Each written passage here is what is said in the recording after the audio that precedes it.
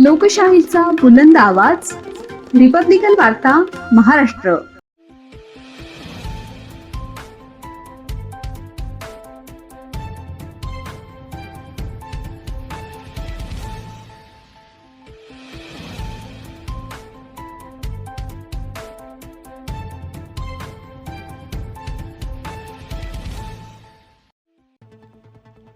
शारीरिक संबंधांमध्ये अडथळा ठरला. 7 वर्षीय हुसनैन प्रियकराकडून निर्घुण हत्या. अंबरनाथ पोलिसांनी 4 तासात उकलला गुन्हा. लिव्ह इन रिलेशनशिपमधील विकृत मानसिकतेचा कळस. आईच्या भूमिकेचाही तपास सुरू. अंबरनाथ पश्चिमेतील लादी नाका परिसरातून माणुसकीला काळीमा फासणारी आणि संपूर्ण राज्याला हादरवून सोडणारी घटना समोर आली आहे. लिव्ह इन रिलेशनशिपमध्ये राहणाऱ्या एका व्यक्तीने शारीरिक संबंधांदरम्यान 7 वर्षीय मुलगा अडथळा ठरत असल्याच्या कारणावरून त्याची अमानुष हत्या केल्याचे पोलिसांच्या प्राथमिक तपासात समोर आले आहे. या प्रकरणी अंबरनाथ पोलिसांनी मुख्य आरोपी विकास सिंह याला अवघ्या 4 तासात अटक करत गुन्ह्याचा छडा लावला आहे. मुंबईतील गोवंडी परिसरात सुमारे वर्षभरापूर्वी विकास सिंह आणि सकीना कुरेशी यांची ओळख झाली होती. या ओळखीचे पुढे प्रेमसंबंधात रूपांतर झाले. सकीना ही पतीपासून विभक्त राहत असून तिला एक मुलगा आणि 2 मुली आहेत. ती खासगी ठिकाणी काम करत होती, तर विकास सिंह हा मोलमजुरीचे काम करत होता. सुमारे 15 दिवसांपूर्वी हे दोघे अंबरनाथमधील बुवापाडा परिसरात भाड्याने राहण्यासाठी आले होते. पोलिसांच्या प्राथमिक तपासात समोर आलेल्या माहितीनुसार विकास सिंह आणि सकीना यांच्यातील संबंधांदरम्यान 7 वर्षीय हुसनैन कुरेशी हा वारंवार अडथळा ठरत होता.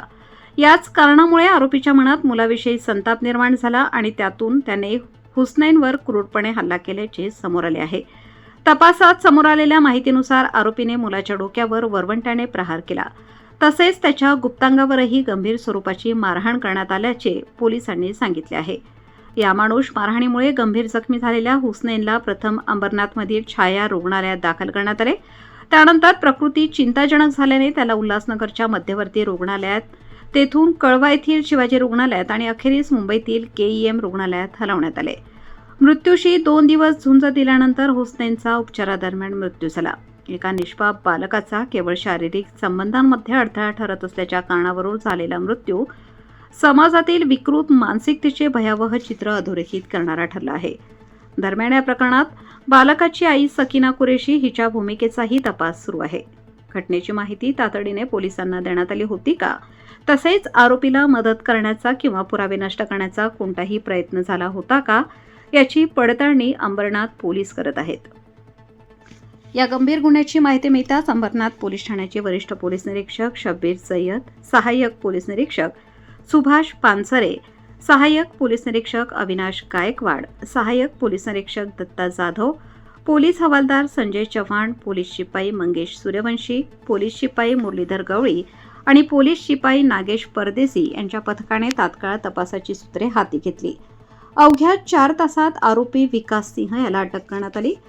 न्यायालयाने त्याला 2 दिवसांची पोलीस कोठडी सुनावली असून या प्रकरणाचा पुढील तपास सुरू आहे.